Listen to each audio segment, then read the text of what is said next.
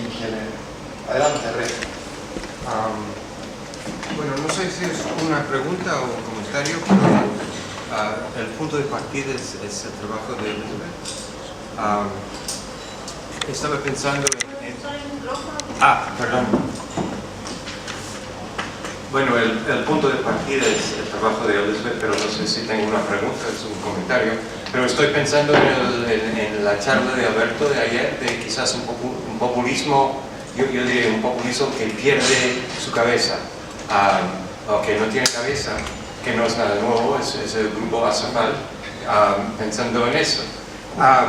Y estoy también pensando en la combinación de la vieja o la antigua combinación de Marx y Freud, donde empezamos a combinar la libertad o la teoría de la libertad que ofrece Marx y la teoría del placer, o más allá del placer, que ofrece Freud, o sea, que es el placer, que tiene que ver el placer con la política o con la libertad.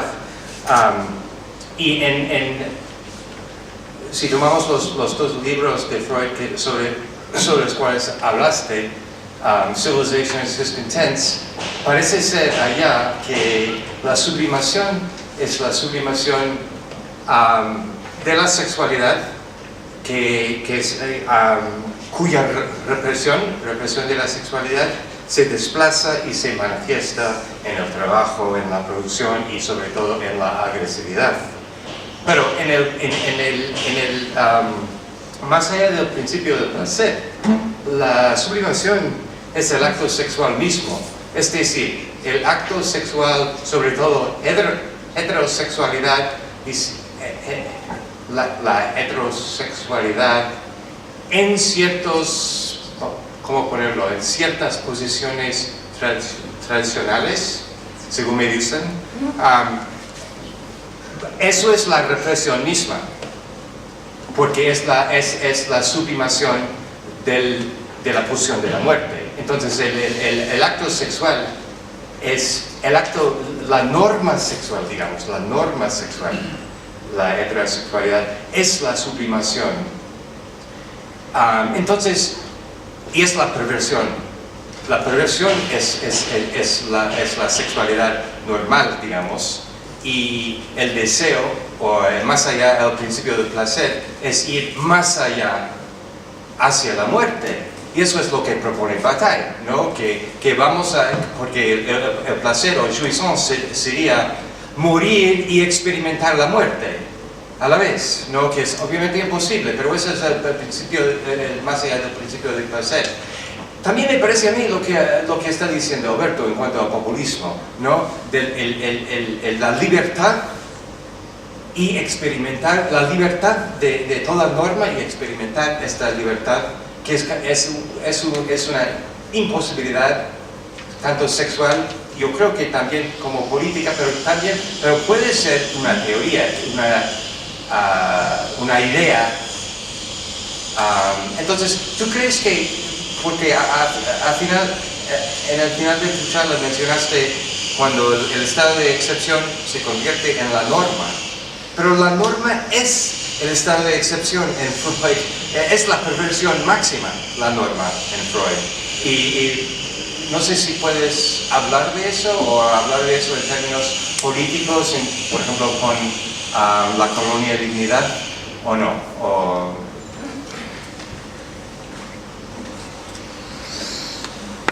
tampoco sé si lo que dice tenía sentido.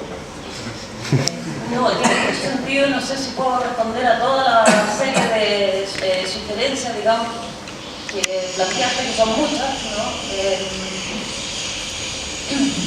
Creo que puedo decir un par de cosas. A mí, una de las cuestiones que no alcancé a explicar al comienzo es que trabajé los dos problemas como paralelamente, ¿no? Es decir, volví a leer el texto de Freud, pero desde una serie de libros, artículos, etcétera, etcétera, que he estado leyendo respecto de Colonia Dignidad, ¿no? Entonces eso también alteró mi relectura de esos textos de Freud y particularmente del malestar en la cultura, ¿no? Creo que eso no es un dato irrelevante porque creo que la lectura que estoy haciendo de particularmente el malestar en la cultura está muy, no sé si teñida es la palabra, sino que muy inclinada, digamos, por esa otra serie de elementos y lecturas que tienen que ver con la historia perversa, digamos, complejamente perversa de la colonia, ¿no? Respecto de eso, también una de las cuestiones en ese cruce que me ha llamado mucho la atención o que me tiene cautiva, es que, claro, yo creo que en Freud uno puede decir la norma o la perversión es la norma, en ciertos textos puedes decirlo, pero en otros textos no puedes. Por ejemplo, los 3 ensayos sobre sexualidad, que, bueno, un texto que no pude meter aquí, ¿no?, pero que me interesa mucho incorporar, tendríamos que decir al revés, ¿no? Bueno, en cierto sentido la perversión es la norma, pero la norma social es la contención de esa perversión, ¿no?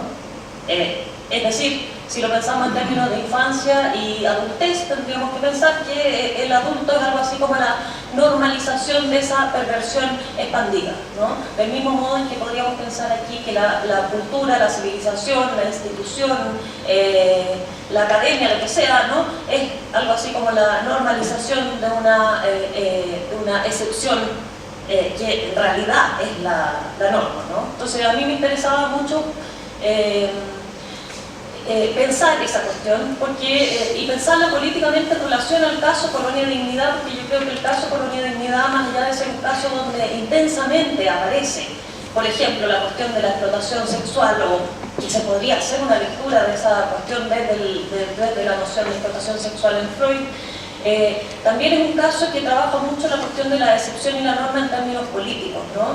Porque efectivamente hoy ese caso aparece como una excepción o quiere ser mostrado como una excepción a la normalidad de la vida chilena, digamos, y la normalidad de la sexualidad chilena, y sin embargo creo que de alguna manera podríamos decir que es la norma. Ahora para eso tendría que dar muchos datos que no tenemos tiempo podemos conversar después, digamos, esos datos.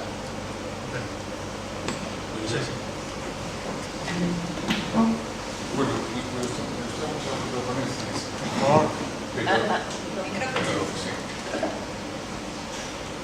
Pero mi pregunta, o mi comentario, es...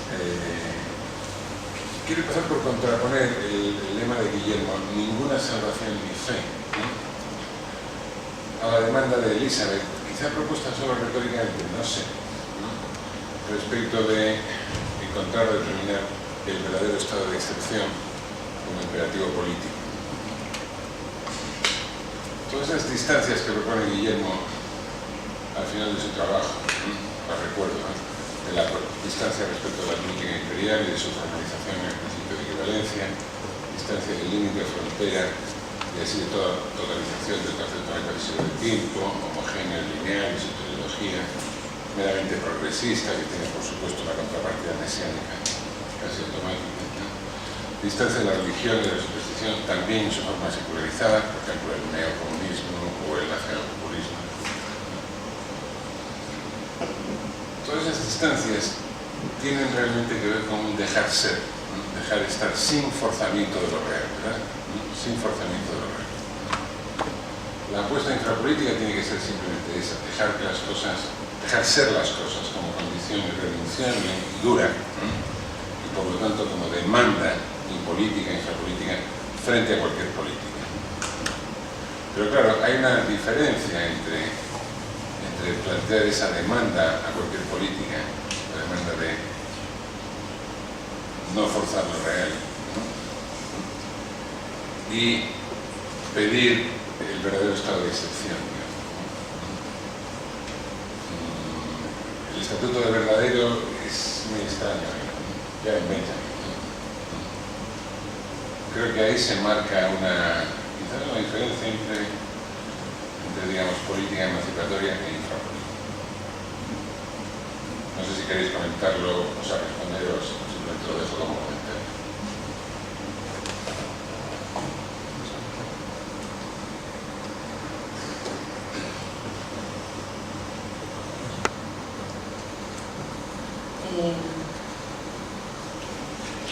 me es complicado como responder muy brevemente porque, claro, cuando tú dices no forzar lo real, ¿no?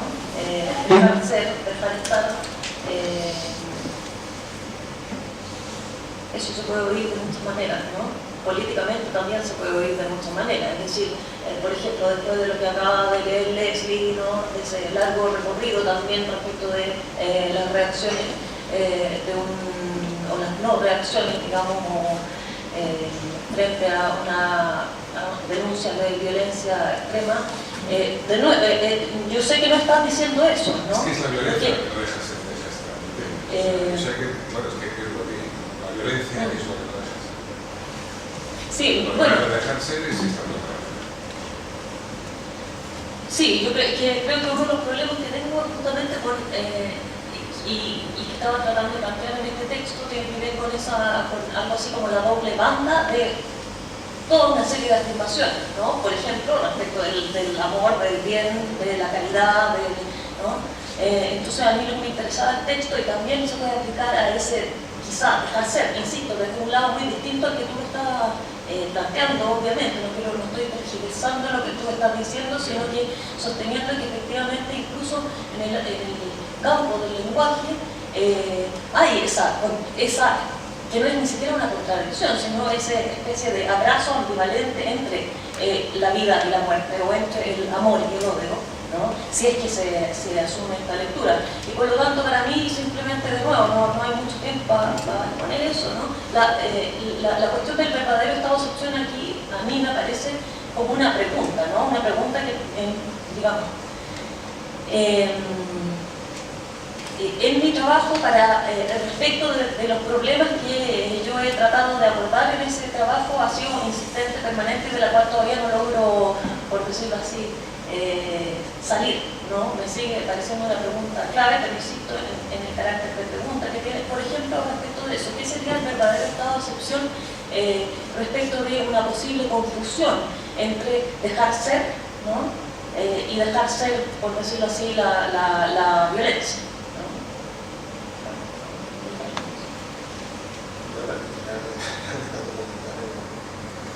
O sea, en tanto que tu comentario intentaba llevar la conclusión de lo que yo había dicho al caso chileno, yo a partir de ahí finalmente sí, bueno, pero vamos a la campaña. En ese caso realmente tengo que decir la pronuncia en este caso que es Jacques. Los versos más famosos del poema son los que abren el segundo libro, que tienen que ver precisamente con dejar estar las cosas, pero un dejar estar las cosas que se imagina como placer, y un placer. Os voy a leer la traducción que tengo aquí y luego la nota al calce que puso el traductor, que me parece cristaliza uno de los problemas que puede haber pensando una política del dejar estar o dejar ser. Dice los versos. Por favor, Jacques, ¿puedes? Alto. Sí, perdón.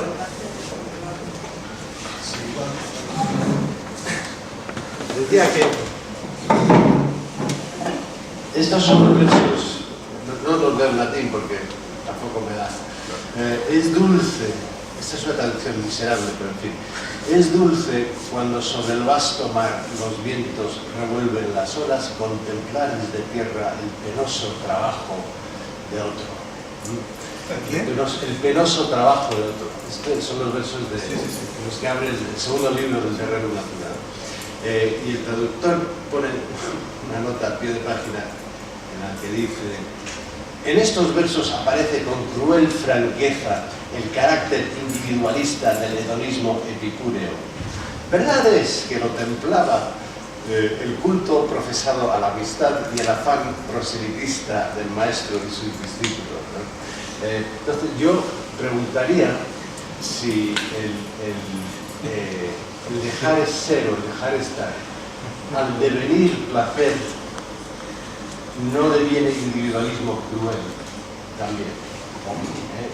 y si la crueldad del individualismo es una de las figuras posibles del dejar ser o dejar estar.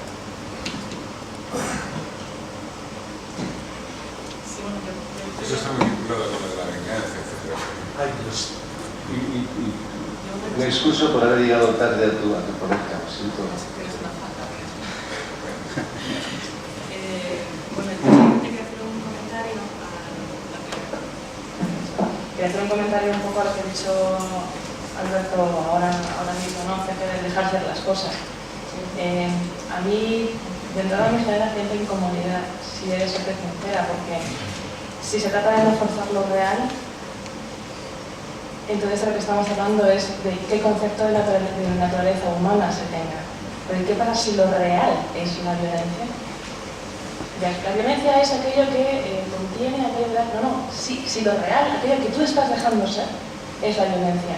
La única manera que tienes de taponar esa violencia, de contenerla, es ejercer algún traba política, algún entramado político que te permita reconducir esa violencia originaria.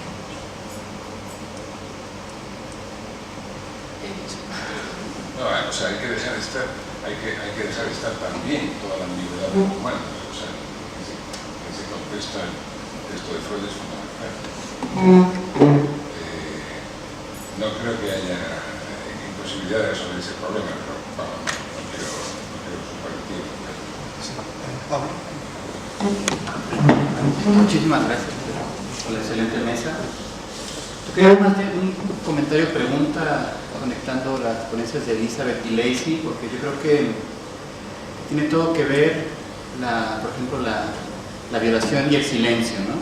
Desde el texto canónico de la literatura mexicana de Octavio Paz, ¿no? Los hijos de la chingada, es esa violación la que produce el silencio, la imposibilidad de hablar al pueblo, la imposibilidad de conocer.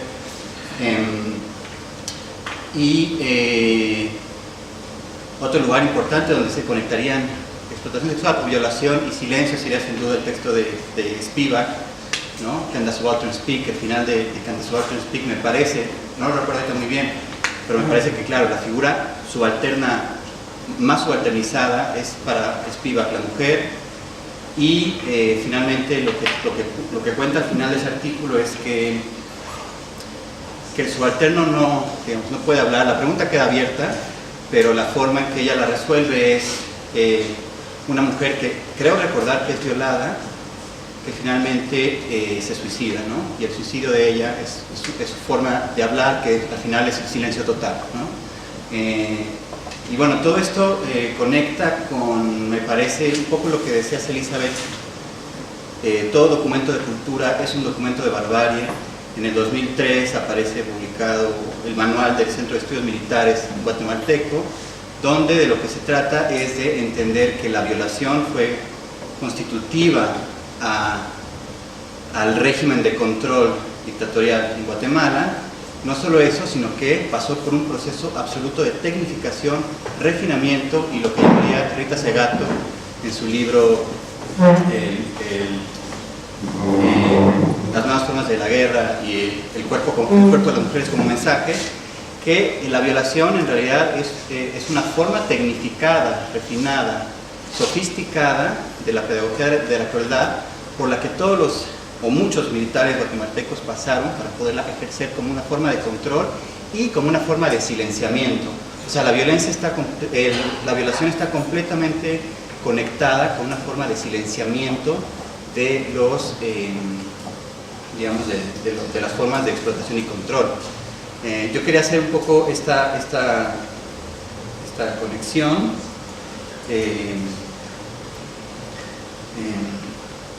Y preguntar, ¿no? También una cita de Herfried Münkler que dice que hay una sexualización extensiva de la violencia que es observable en prácticamente todas las nuevas guerras. Entonces, me parece que es importante pensar esto. ¿Cuáles son las nuevas formas de guerra? Van más allá del Estado. En el caso de Guatemala, aparecen para Rita Segato en un segundo Estado, en todas estas formas corporativas o de redes criminales, maras. Ciudad Juárez sin duda es un caso emblemático. qué significaba el cuerpo como mensaje en Juárez. Son mujeres violadas, pero son mujeres que después expresivamente sus cuerpos son expuestos en la plaza pública, que también me parece que es una forma de silenciamiento de estas redes de segundo estado. Entonces, bueno, no sé si esto acaba siendo un comentario o una pregunta, pero si pueden extender esta conexión que estoy haciendo. Antes quería Guillermo intervenir.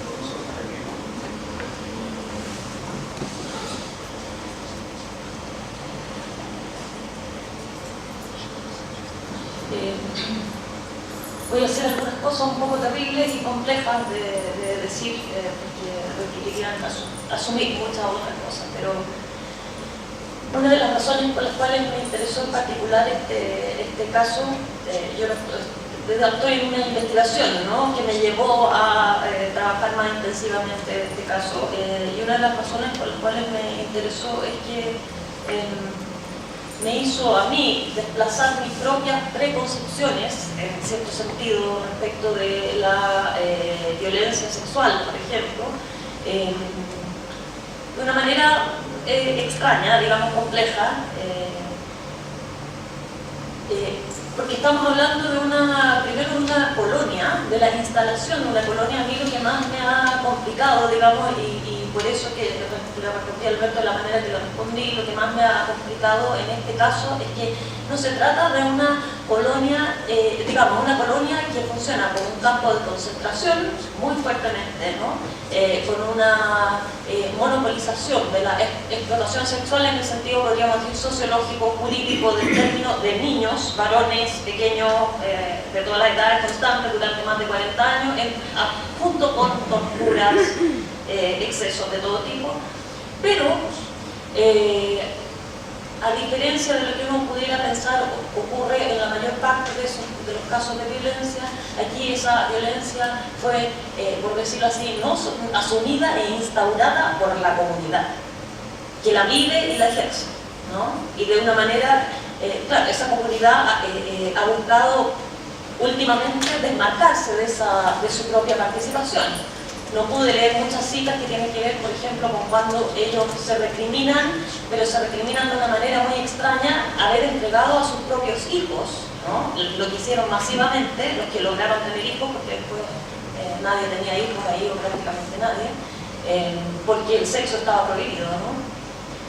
Entregaron voluntariamente, creyendo que eso era un acto de amor, por decirlo así, a sus hijos, y bueno, dicen no saber lo que ocurrió con los hijos, pero otros dicen que todo el mundo sabía. Entonces, simplemente menciono eso porque este caso introduce una zona de ambigüedad, digamos, por ejemplo, respecto de las nociones más clásicas de incluso violación, ¿no? Es decir, ¿cómo pensamos en términos, cómo pensamos la relación entre el concepto jurídico de violación, por ejemplo, respecto de niños y niñas, ¿no?, que tiene un claro parámetro etario para diferenciar eso, de algo así como el acto de los niños que se entregaban, algunos de ellos, no todos, porque muchos sufrieron y padecieron muy fuertemente, les dicen de esa manera, ¿no?, ese régimen, pero otros se entregaban a ese régimen como si fuera el régimen de su afecto primario. Entonces, bueno, de nuevo, muy largo, pero ¿por qué me parece interesante este caso respecto de otros casos donde parece estar mucho más claramente establecida la diferencia, por ejemplo, entre el placer y el dolor o el sufrimiento? Es porque aquí hay una zona, incluso empírica, donde esas cuestiones se vuelven muy difíciles de diferenciar, ¿no?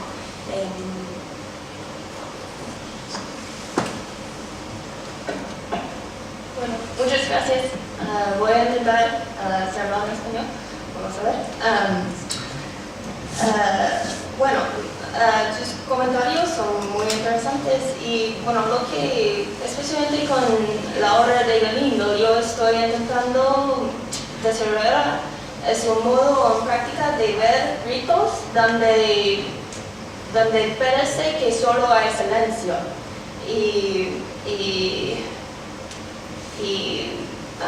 no sé, creo que relaciona a la pregunta de Alberto, porque, no sé, las víctimas de violencia que permanecen silenciosas por razones comprensibles, no Okay. Understandably, parecen que están dejando ser las cosas, ¿no? Silencio normalmente.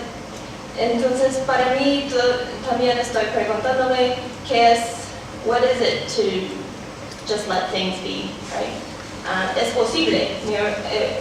Estoy pensando también en la ponencia de Jorge, de esta noción de acción pasiva, y tal vez mi noción de ver ritos donde hay silencio es un modo de ver voz donde no hay voz, o de ver testimonio, verdad, algo donde solo parece ser silencio. Y sí, y también, bueno, esta práctica sinestésica es una práctica de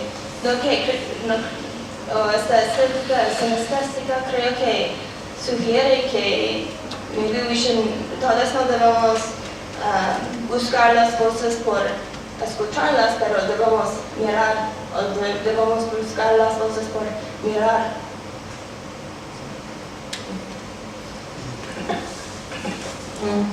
Sí, aquí para hacerte incómodo. Sí.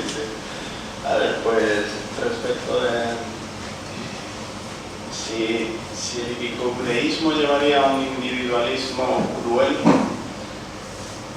puede que sí, pero no sabría responder categóricamente a eso, pero lo que sí está claro es que, al menos desde el marco desde el que he entendido esto, sería, en todo caso no habría comunitarismo de ningún tipo, política yo creo que no, o habría que ver en qué sentido, pero tampoco habría subjetivismo. Yo creo que eso también se rompe.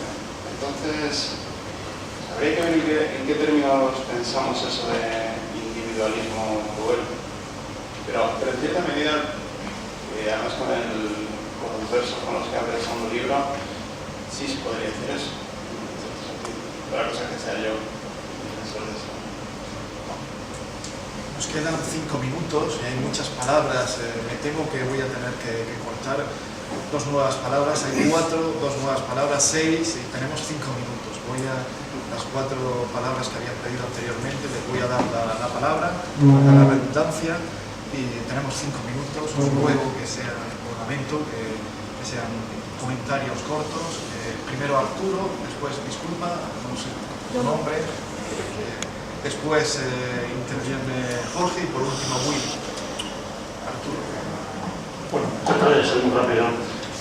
Mi intervención relativa a la contribución de Ana e indirectamente de Guillermo. A mí me gustaría, Ana, a lo mejor estaba más confuso esta mañana de lo que debería, no tiene la claridad que debería, que realmente aclararas más esa diferencia entre moscas y tarántulas, ¿no? Si realmente has establecido una oposición entre venganza y resentimiento, la venganza la has dejado ligada exclusivamente a lo antiguo o a la antigüedad, simplemente aclarar eso, porque yo creo que tanto la venganza como los resentimientos son fenómenos modernos. Y comparar o equiparar a Orestes con Hamlet no es afortunado. Yo no hablaría de venganza en Orestes, ni en Electra, hablaría de la restitución. Me parece bien diferente. Venganza, en el sentido en que se maneja como sobreentendido, no hace justicia, creo, a lo que pasa allí. Y lo que pasa allí es que esto se inscribe, esos pasos así, movimientos se inscriben en algo más general, se inscriben en el movimiento de la guerra de Troya, se inscriben en una ruptura determinada o una ruptura que tiene que ver con la creación de la polis, se inscriben con Ifigenia y unas restituciones que van a ser imposibles. Unas restituciones que van a ser imposibles y no unas simples venganzas digamos, domésticas. Yo creo que, si puedes lo contestas, si no lo hablamos después, la diferencia entre venganza y restitución me interesaría aclararla. ¿En qué hemos sentido además en la tragedia, en Esquilo, en Euménides? No hay, porque aparte, si lo entiendo mal, no hay en absoluto solución. Es decir, las líneas siguen siendo una condición misma de la polis, digamos que se aparta, se retira momentáneamente, pero en absoluto desaparece. El problema de la colonia, la pedofilia, la abuso sexual. Para eso, me gustaría hacer un comentario para ver cómo veo la cosa. Que, por un lado, veo que permite lo que leíste, ¿no?, leer en Freud, como dos posibles actitudes, ¿no? Por una muy naturalista, lógica de cosmología soberana, moderna, que parte de un principio radical entre naturaleza y cultura, que permite entonces distinguir entre personas y cosas, para distinguir los fetichistas, entre el hombre y el lobo, entre la cultura y el sexo, donde entra toda esta dinámica de desvío y disfraces, ¿no? Un lobo disfrazado de hombre, sexo disfrazado de cultura, donde entra también el problema de lo público y lo privado, ¿no? Sexo asociado a lo privado, la cultura de lo público. Entonces está todo este sistema de oposiciones, ¿no?, metafísica dura, que lleva a aporías como por ejemplo que en este régimen sexual político, pues Schaeffer es como no solo tiene el monopolio de la violencia, sino que el sexo, ¿no? Y un sexo que con niños, entonces con sexo absolutamente liberados de las determinaciones naturales de la reproducción, entonces sería lo más cultural y sublime, digamos, que puede haber, ¿no? Hacer una sexualidad absolutamente sublimada, ¿no? Entonces sería la más perversa, ¿no? Eso por un lado. Y por otro lado, Freud tiene el mérito de, donde entiendo, ¿no?, de un poco instalar, en vez de esta lógica dura de estas dos posiciones, la lógica de lo indecidible, ¿no? Decir que todos somos perversos es un problema de grado, ¿no? Que no hay distinción entre niño y adulto, niño inocente, asexuado, y adulto perverso, asexuado, sino que los niños son más perversos, más sexuados, ¿no? Y instala estos continuos, ¿no? Entonces ahí entra el problema de que entonces hay que tener un momento de decisión moral, terapéutica, clínica, política, en este continuo, ¿no? ¿Sí se entiende lo que estoy diciendo? Entonces ahí está la pregunta: ¿cómo trabajas tú ese problema de esa decisión? Que tiene un poco que ver con cómo trabajas tú el problema de la infancia, todos esos conceptos súper cargados, ¿no? La infancia, el sexo, ¿no? Que al hipercargarlo, al sobreinvertirlo, hay que ver en qué medida, ¿no es cierto?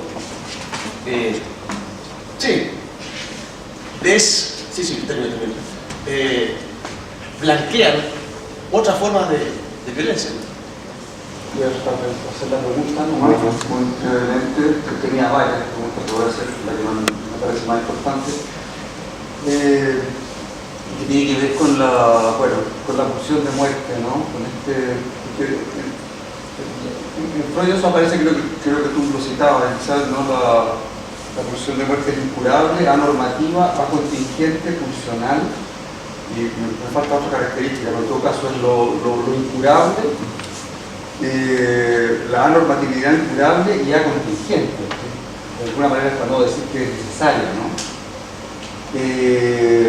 Entonces es preedípica también, ¿no?, la pulsión.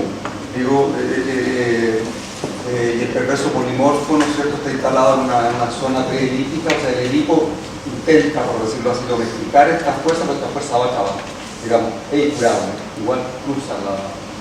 Entonces lo que me interesaba preguntarte es que este lugar no fue tomado muy fuertemente, creo yo, por la teoría queer de los 70, ¿no? O sea, la pulsión de muerte, digamos, a contrapego de la sexualidad reproductiva. O sea, el non-chai y el Liederman, ¿no? El non-future del Liederman, que es un texto también políticamente difícil, digamos, donde justamente la pulsión de muerte que atraviesa, ¿no es cierto?, el Edipo, claro, desde el punto de vista jurídico, desde el punto de vista de la moralidad, desde el punto de vista ya político, por decirlo así, o al interior del Edipo, la pulsión de muerte atraviesa, pero va a atravesar como anomalías, y en algún momento se van convirtiendo en parafilias, ¿no?, en todo tipo de parafilias, ¿no?, pedofilia, necrofilia, etcétera, ¿no?, que van a ser tratadas jurídicamente o médicamente, ¿no? Pero, sin embargo, la teoría queer lo va a tomar, por decirlo así, como un principio emancipatorio, como en esos términos, ¿no?, respecto de una sexualidad ligada a la heteronormatividad reproductiva, ¿no? O sea, liberar la sexualidad de la prisión heteronormativa. Entonces, Pero en la teoría queer de los 70 está funcionando yo diría justamente un principio emancipatorio, ¿no? Pero pareciera ser que en Schaeffer, claro, uno podría decir, oye, pero en Schaeffer está lo mismo, ¿no? Está tomando la pulsión de muerte y diciendo, bueno, voy a contratar lo del Edipo en una especie como de línea emancipatoria. Parece que lo que hay en Schaeffer es simplemente una sexualidad bloqueada, totalmente bloqueada. O sea, más que el desbloqueo de, por ejemplo, una sexualidad restringida a la reproducción, lo que hay es un bloqueo de algo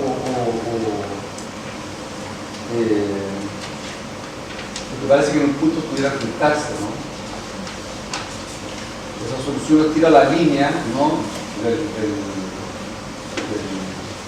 trabajo, ¿no? De pronto podría juntarse la pulsión de muerte de Paul Schaeffer con la pulsión de muerte, por ejemplo, que está asumida por ciertas teorías muy radicales, pero muy importantes, ¿no? de la emancipación de una sexualidad bloqueada en la heteronormatividad. Es ya la una, sí. Tendríamos que... Vamos a empezar un poquito más tarde, ¿no? 5 o 10 minutos de descanso, a 1:15. Pero os doy rápidamente, lo siento, unos minutos. O lo dejamos.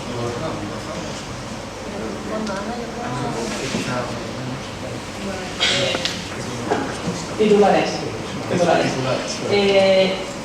Lo primero es, estoy de acuerdo contigo en que evidentemente no se puede comparar el teatro de Shakespeare con el teatro griego, eso es evidente, desde luego no era mi intención, aunque luego te contaré, o si me da tiempo después en este tipo de porque lo primero que quería decirte es que lo que he tratado de hacer, estoy hablando rápido, lo que he tratado de hacer es redefinir el concepto de venganza.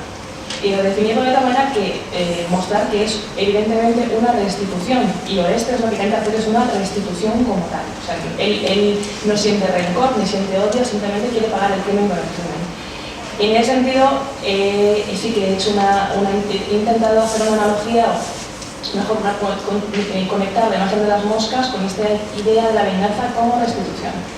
A eso le he opuesto la idea del resentimiento. El resentimiento sí que sería un sentimiento evidentemente moderno que tendría que ver con el odio, con el rencor, no con restituir algo, sino con rebajar al otro, ¿no? Y provocar su dolor. También el tercer punto, así como con una idea muy rápida, es que no olvides que he leído a Esquilo a través de la interpretación que hace Sartre de las moscas. Y he hecho eso justamente para mostrar los dos tipos de sentimientos que pueden alocarse cuando ha habido un desequilibrio, una ruptura. En el caso de Orestes sería justamente la venganza como restitución, de acuerdo a este fragmento que he leído en el que él no se deleita del dolor del Clitemnestra o de Gisto, y en cambio Electra sí que personificaría este resentimiento que lo que quiere es, pero ha gritado, pero ha pedido perdón. Es un poco la idea que quería sacar a colación. Y ya está. Volvemos en 10 minutos.